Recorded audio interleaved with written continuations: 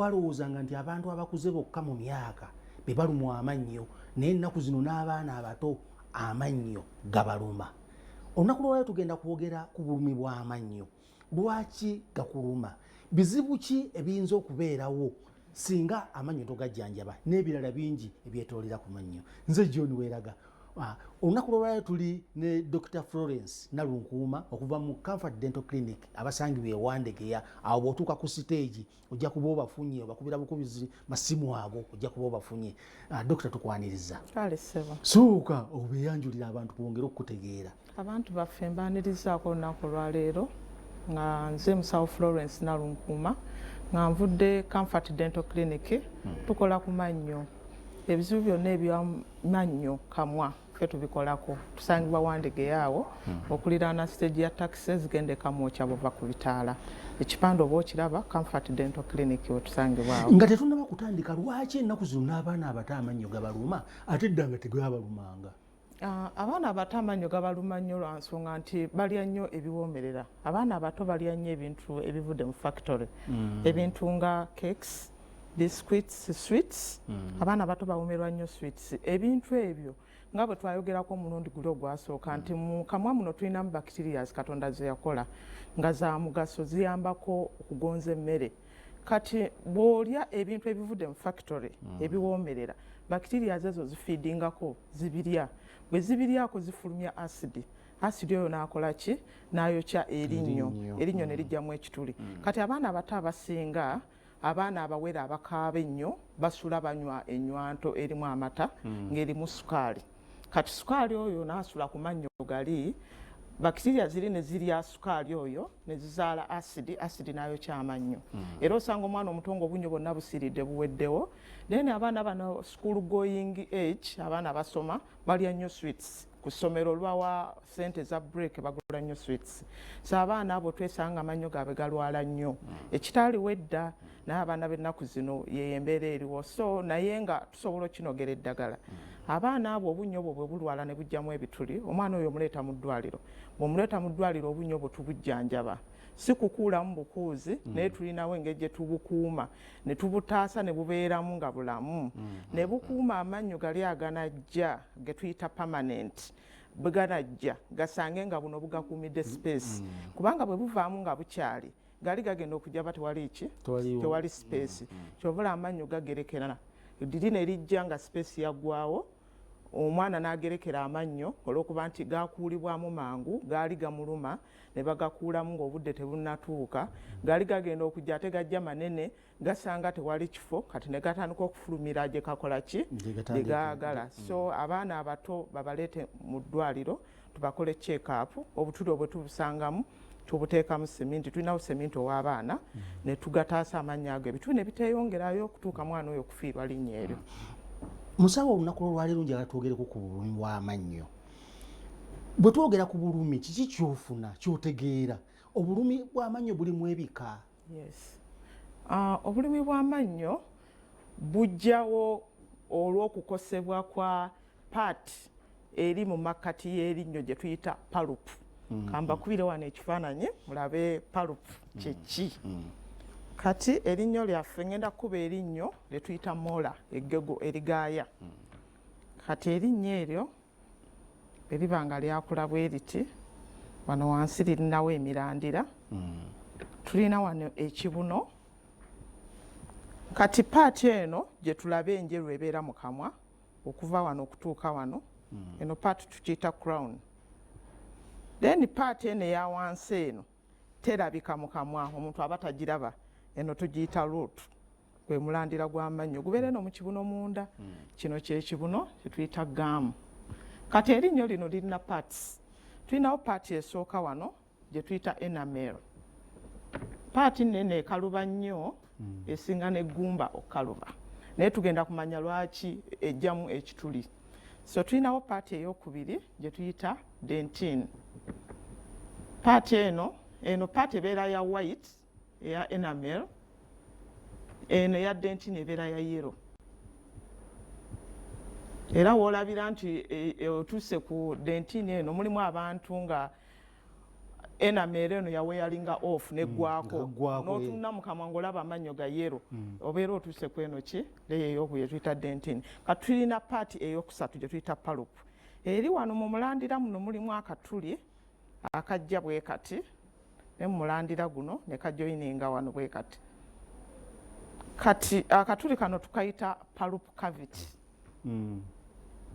Kati palupu cavity eno erimu kye tuyita nerves, blood vessels ne connective tissue.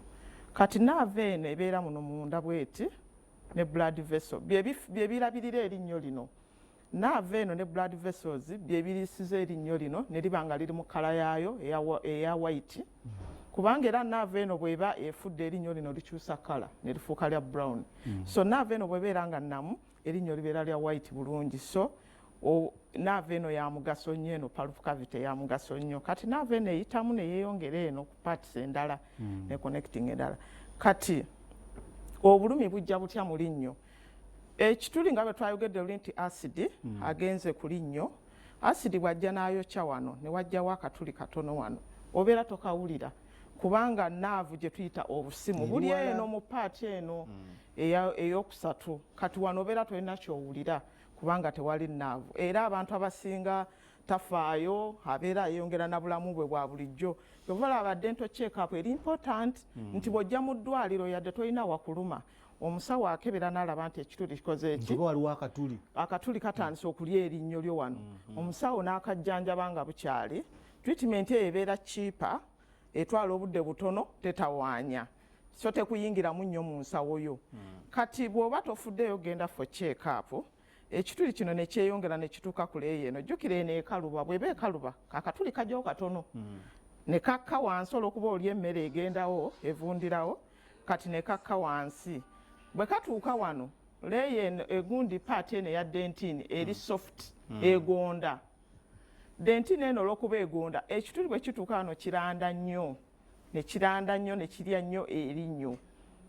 Kati ekituli bwe kituuka wano olw'okuba nti dentine eno erimu obuntu obutini obulinganga obusuwa bwe tuyita tubules obuconnectingako wano ku palupu buva eno ne buconnectingako wano. Kati ekituli bwe kituuka wano owuliramu nga bw'onywa ekinyogoga nga kikufumita kikufumita awo omanya nti ekituli kikoze eki kituuse wano. Era ne wano bw'ojja mu ddwaliro erinnyo lino tulitaasa ne tuteekamu seminti erinnyo ne lisigalawo. Kati omuntu bw'oba ogayadde n'otajja mu ddwaliro ekituli nga kyeyongera kikola ki nga kituuka wano. Kasa kituuka wano ku palupu wano obulumi nga butandika. Bwe buno obulumi bw'obeera nabwo nga ne bw'oba weebase erinnyo liba likuluma. Ne bw'oba olidde ekintu ne bw'okijjawo obulumi kola ki busigalawo nga bukuluma. Ekituli kiba kitegeeza nti kituuseewa kituuse wano. Omuntu twandimukulubiriza nti teyandirinze ekituli kutuuka wano kubanga bwe kituuka wano obujjanjabi bukyukamu ate bubeera bwakabeeyimu okusinga omuntu eyajja nga ekituli kikyali wano ne wano.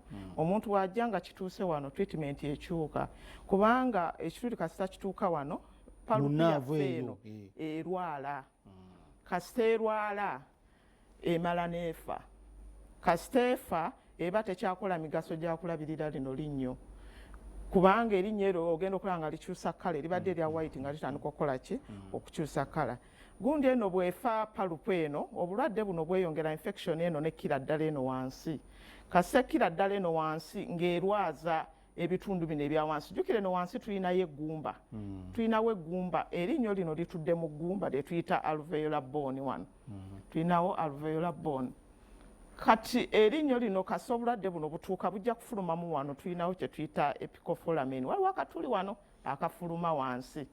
Kati obulwadde buno bujja kufulumira wano mu foramen eno bujje butuuke ku ggumba wano. Kasita bunaatuuka ku ggumba wano erinnyo lino ligenda kukola amasira wagenda kuvunda wano wonna wansi. Kasita wavunda wano wansi erinnyo nga likola amasira. Amasira ago kasita gazimba ojja kubeerawo ng'owulira ng'erinnyo liringa eryambuseemukko okusinga ganne waago nga kumbe eno wansi waliyo amasira ge galikoze eki galisitudde. Era bw'olikwatako n'onyeenya bw'oti balikola ki linyeenya. Erinnyo lino bw'otafaayo era ng'eggumba lino likola ki lirwalira ddala. Eggumba lirwala ekivaamu okera ku makyanga n'oluba lwonna lukoze eki oluba nga luzimbye luzimba n'eriso ne ligenderamu n'obulago ne bugenderamu.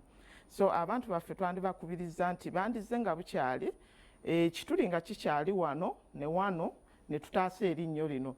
Oyo ali eyo nga tamanyi ng'ekituli kyatuuka wano asobola okujja naye tulina treatment gye tukola kubanga naava eno ebeera efudde ne tutakkiriza amasira gano kufoominga kasita otuuka wano ng'erinnyo likuluma obulumi tebusirika tulina treatment gye tuyita root canal treatment. Root canal treatment eno kyetukola naava eno tugijjamu palupu eno tugikiriininga blood vessels zino ne nerve ebifudde kubanga bifudde tebikyayamba linnyo kati bigenda kukola bukozi masira kulwaza kati tubijjamu paati eno tugi-emptyinga erinnyo ne libeera ne lisigalawo nga ddamu ate ne litalwaza eno wansi. Musawo yongera okunnyonnyola abantu obubonero kwendabira nti erinnyo ddwadde obadde obwogerako wano kati buwumbewumbe. Kati erinnyo okulabira nti ddwadde tulinawo ebika bibiri byosobola okulabira. Tulinawo kye tuyita reversible pulparitis ne tulinawo ne irreversible. Kati irreversible eno wootegeerera ng'onywedde ekinyogoga onywedde ekinyogoga olidde n'ekintu ekiwoomerera kasi oli ekintu ekiwoomerera n'owulira ng'erinnyo lyekangamu n'oli ekintu ekinyogoga n'owulira ng'erinnyo likola ki lyekangamanya nti oli wano dduka bunnambiro ogende mu ddwaliro. Erinnyo lino osobola okutaasibwa ne liddawo ne litereezebwa nga ate terikuyingidde nnyo mu nsawo. Erinnyo lino oba tolifuddeeko n'oligayaalirira ligenda ne lituuka ku stage eno kasi tuuka ku stage eno ojja kuwulira nga bw'onywa ebyokya erinnyo likuluma nnyo ebyokya ne bw'obijjawo era erinnyo eryo likola ki lisigala likuluma for a very long time. Erinnyo eryo lijja kuba likuzuukusa ekiro n'ekirala ojja kuba tokyasobola kumanya linnyo ki erikuluma liyinza okuba liri wansi ng'owulira bulumi eno yonna oli nagamba musawo nze mpulira erinnyo linnuma naye simanyi linnyo ki linnuma kasita otuukaawo nga tomanyi linnyo ki likuluma omanya nti oliwa oli ku stage eno. Stage eno tuba tugenda kukola kye tuyita root canal treatment ate wano tuba tujja kukola kye tuyita filling. So wano kibeera easier kibeera cheaper than here. Omuntu yenna ali eyo ng'owulira ng'owuliramu akantu mu kamwa onywedde ekyokyo onywedde ekinyogogo olidde ennaanaasi amannyo gakunyenyeera luka bunnambiro ojje mu ddwaliro n'oyo atalina kyawulira ajje mu ddwaliro bakole check up tuzuule ebituli bino nga bikyali eno waggulu tusobole obikola ki obikolako ate leero. Waliwo obulabe singa amannyo ngajjamu? Amannyo bw'ogajjamu kibi nnyo nti ofuna ebizibu bingi. Amannyo ago Katonda yagateekamu mu kamwa nga galina emigaso gyago ge gagaaya ge galuma. Amannyo gano ge tulina gakanayini wano ge galuma then gano molars premolars ge gakola ki ge gagaaya ne gagonza emmere n'ogimira. Kati amannyo gano ge gatuyambako n'okukwata emba zaffe zino. Emba okutereera obulungi zirina okuba nga zikwatiddwa ki amannyo. Amannyo ge gatuyamba okukwata amalusu ne gaba nga tegayiika. Amannyo ge gatuyamba okwogera ebigambo obulungi n'oba ng'oyatula bulungi ebigambo. Kati amannyo gano bw'oba ogaggyemu emigaso gyo gyonna obeera ogifiiriddwa.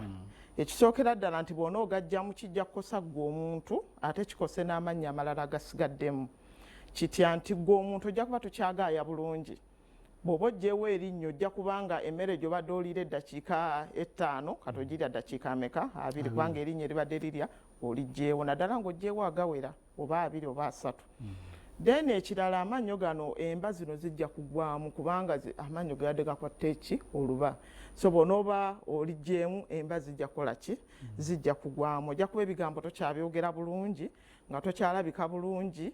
N'ekirala eggumba eryo w'oba oggya erinnyo buli lw'ojjawo erinnyo eggumba eryo likendeera eggumba lye twalabye wano alveolar bone eno bw'oba beerawo erinnyo lino eggumba lino libeera maintained naye kasita ojjawo erinnyo eggumba likola ki likendeera ogenda okulaba nga gundi surface ya wano kamwa eguddemu kubanga eggumba likoze eki likendedde. Ekirala ekikosa bw'ojjamu erinnyo amannya agasigaddewo gakosebwa lwansonga nti bwe gaba tegalina kigalumako gajja kutandika okudriftinga wawo kye tuyita vertical drifting nti era waggulu lijja kuwanvuwa nga lw'okuba terina kye lirumako wansi.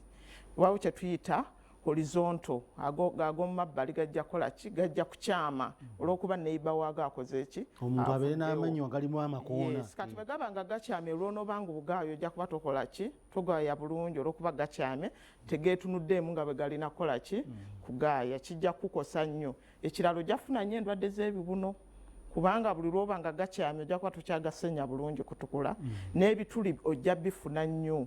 So omuntu twandimukubiriza bw'abanga yajjawo erinnyo adduke mu nnambira zeewo erinnyo asobole okutaasa ebyo ebizibu ebinajja nga ki ajjeewo amannyo ge. Musawo, amannyo gano ge tuteekamu go tekalina bulabe? Amannyo malungi nnyo gakebererwa gali tested. So amannyo ago gazzaawo emigaso egy'erinnyo liri lye wajjeewo. Erinnyo liri lye wajjeewo bwe liba livuddewo gano gayambako gano agasigaddewo obula driftinga ne gaba nga galina kigalumako. Erinnyo eryo enjawulo eririko emu yokka nti liba terisensinga eriri artificial. Naye emigaso gyonna emirala kugaaya, kukwatamba, kukwata malusu, kwogera bulungi, byonna emigaso gyonna amannyo amazungu gabikola era malungi nnyo. Eriyo abantu abagamba nti nze amannyo gange ganyenyeera, omulala nti amannyo gange gasanyalala. Ate ebyo byo biba bivudde ku ki? Kuba n'obunawo bulumi. Kati amannyo okusanyalala kya mirundi ebiri. Waawo kye twayogeddeko wano ng'ekituli kituuse wano ku dentine n'onywa ebintu ebinyogoga n'olya nga gakola ki gasanyala. Ensonga ey'okubiri eriwo kireetebwa obulwadde bw'ekibuno. Ekibuno kyaffe kino kirwala kitya? Bw'obanga amannyo togayonja bulungi ebintu ebyo bye tulya bikwatako kasa byemikisinga n'amalusu nga bikwata nga bikaluba. Kasa bikaluba nga bijja bikola ki? Bikwata wano bikavalinga wano. Kasa bikwata ne bibeera wano. Ekibuno kino kijja kuva mu gundi yakyo level eno gye kiriko kike wansi. Jjukira ekibuno kino kye kibisse omulandira guno gw'erinnyo. Waliwo wano kapaati kali sensitive tukayita cementum. Kati cementum eno ebeera ebikiddwa ekibuno. Kasa kika wansi olw'okuba ebikyafu bino bikwatiddewo, kapaati kano kajja kusigala wabweru. Kabeera kanyenyera nnyo nti n'empewo bw'ekuyitako obuyisi bw'oti obeera weesiwala olw'okuba kapaati kano kali ki? Kali wabweru. So omuntu kye yandikoze nti ajje buli luvannyuma lwa myezi 6 okole cleaning ebintu bino biveeko. Kuba bwe bimala okukwata ne biguma akasenya kaba tekakyabijjako. Obeera olina okujja mu ddwaliro tukozesa obuuma obw'amasannyalaze obwagezesebwa obukola obulungi ne bujjako ebintu bino ne bivaawo. Ekibuno kino kiddawo ne kikwata erinnyo lino bulungi bw'oba okoze cleaning mu ddwaliro. Naye bw'oba togikoze kijja kulwala, kikolewo wano ne pocket, kikolewo akatuli wano, ebintu nga bigendawo ne bivundirawo, ogenda okukwata ku kibuno bw'oti ng'olaba amasira gavaayo. Ng'ebintu bino bivundidde wano. So bivunda wano ne bituuka ne birwaza n'eggumba lino alveolar bone lye twayogeddeko wano. Eggumba lino lijja kuta, erinnyo lino litandika okunyeenya. Kasa linyeenya olumala nga libuukamu nga livaamu. Lwa nsonga nti ekibuno kyalwala n'eggumba ne ligenderako. Eggumba lino lye likutte emirandira gino ne lijuma bulungi mu linnyo. Kati bw'obanga eggumba lino lirwadde, erinnyo lijja kutuuka ekiseera linyeenye liveemu olw'okuba obulwadde bwabwaya tewajja for cleaning mu ddwaliro.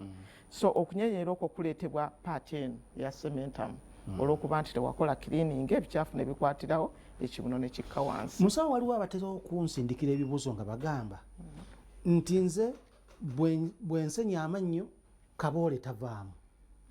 Omulala n'aŋŋamba nze amasira yagogeddeko naye ate eri abamu nga baviiramu ddala musaayi. Yes, endwadde z'ekibuno zino nja kujja next time nzogereko naye kanzikuwoneko katono. So ekibuno kino bwe kirwala ebintu bino ebikyafu bwe bigendawo wano ekibuno kibeera irritated, kizimba ne kivaamu omusaayi. Oyinza okuba oli ekikajjo ojjayo ekikuta kiriko omusaayi, osenya owandula musaayi. Ekibuno kino kiba kirwadde olw'ebikyafu bino. Ekibuno kino kirwala ne kikyusa ne kkala, ekibadde ekya pinki ne kifuuka red, ne kiba nga kikuluma nti ne bw'oba osenya, abantu abamu n'okusenya akuvaako nga lwateeka akasenya mu kamwa ekibuno kimuluma kubanga kirwadde, kizimbye, kivaamu omusaayi, kimuluma, ebyokusenya n'abivaako. Ate bw'abivaako nya bwakuvaako ng'era ayongera alya ebintu bino nga bikwata, embeera nga yeyongera kukola ki? Kusajjuka. Omuntu oyo yandize mu ddwaliro. Kaboole ono ensonga lwaki tavaako nti aba akalubye. Buli lwe tumala okulya bwe tutya emmere wayitawo eddakiika nga 10 amalusu ne geegatta n'emmere eyo nga bitandika okkaluba kasita bitandika okkaluba nebikaluba ogenda okusenya tuba tebivaako n'okuwuta nga tebivaako kubanga bimaze okukola ki bisooka mu kala ya white ne bifuuka yellow nema ne bifuuka black. So omuntu alina kujja mu ddwaliro ne tukikola professionally ne tubijjawo ebintu bino ekibuno kino ne kirekerawo okujja omusaayi ne kirekerawo okuzimba ne kirekerawo okukka wansi wano obutabikka paati eno ne kirekerawo n'omuluma alina kujja n'akola professional cleaning. Musawo nina abantu bangi bemmanyi nga ye bwe bamukola root canal watuuka ekiseera we bakola root canal ate ekituli ne kiddawo.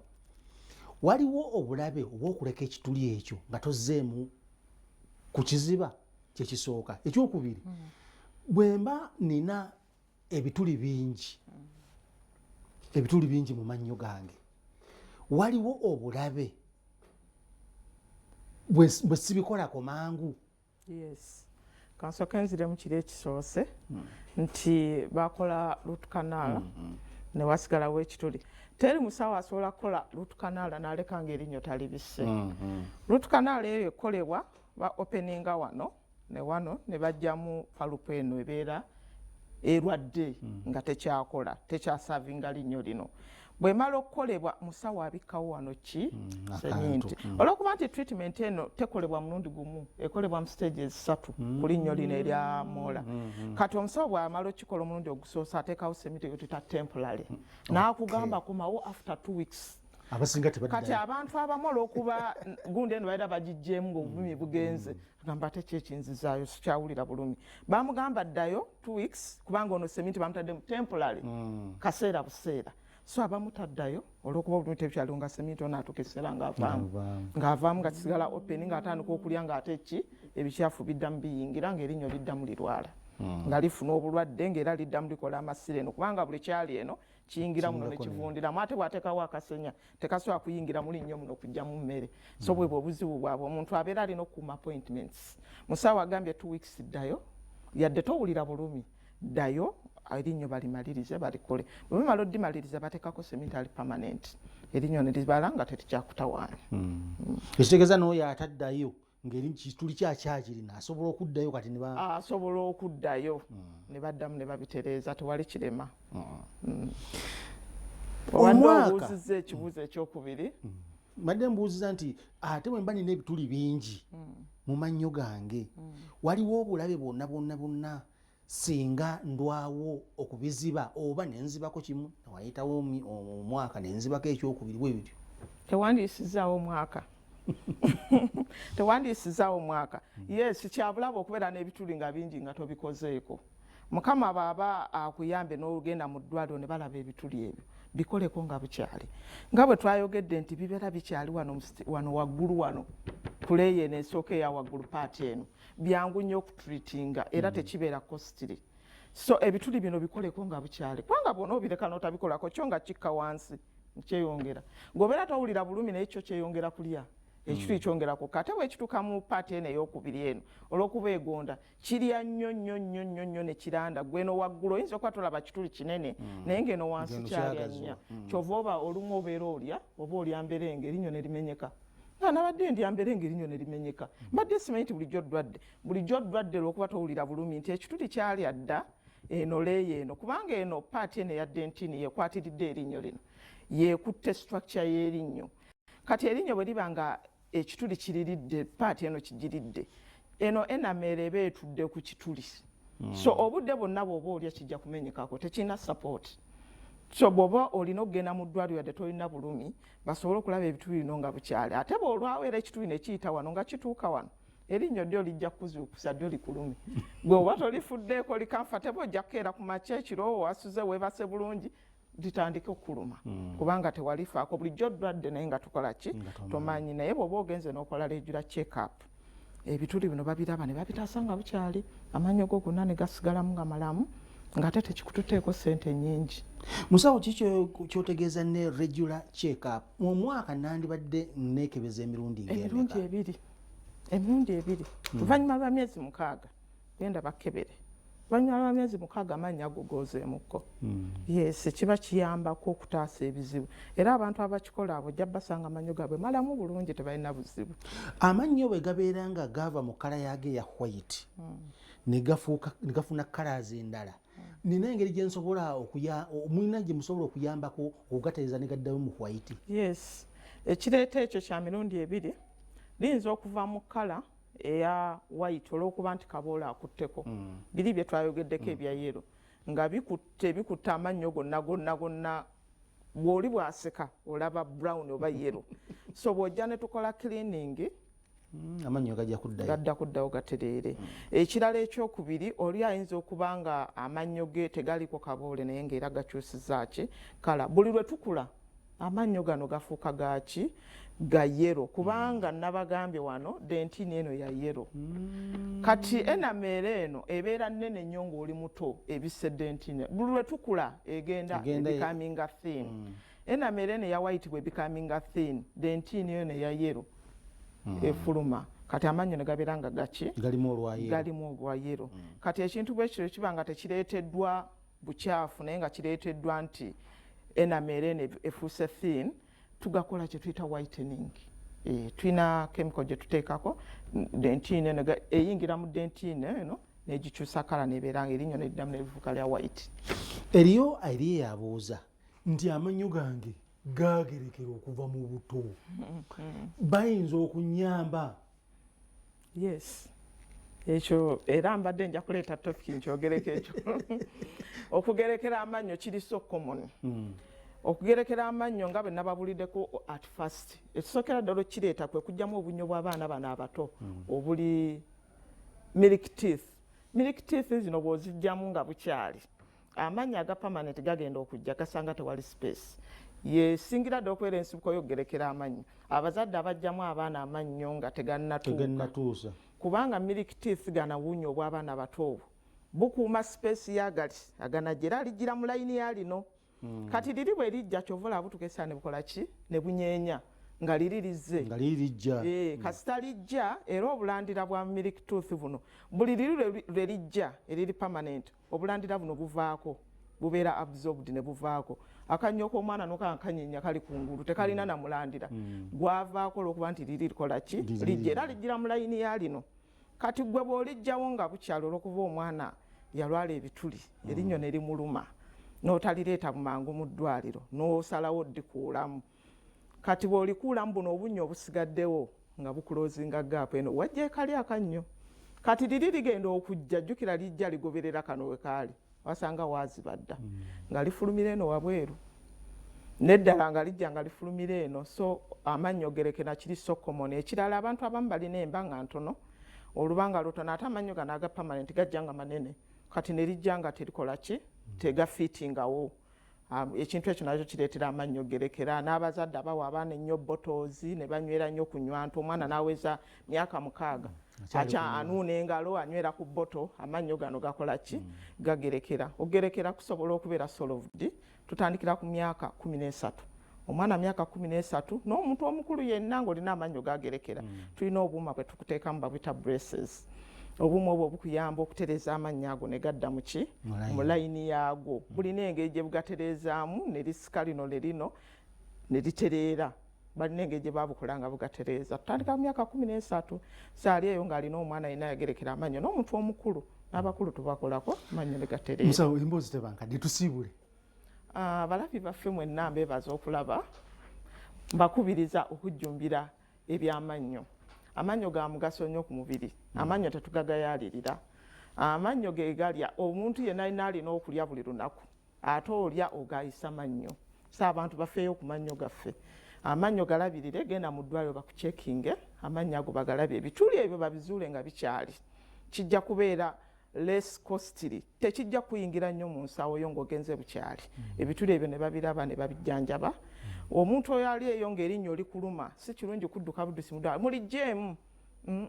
Waliwo obujjambi there is an alternative. Tusobola okukola root canal treatment erinnyo ne lisigalamu n'otalikuulamu bukuuzi kubanga w'olijje teriddawo erinnyo ly'omuntu omukulu teriddawo. So abantu baffe mbakubiriza n'oyo ali eyo nga amannyo yagakuulamu nga tamanyi tategedde ojja ne tukuteeramu amaki amannya amazungu emigaso giri ne gikomawo gyonna gye wali ofiiriddwa ng'oggyemu erinnyo abaagerekera amannyo nago gasobola okuddawo. Awo tetugenda kusukkawo. Yabadde Dr. Florence Nalunkuuma okuva mu Comfort Dental Clinic basangibwa Wandegeya.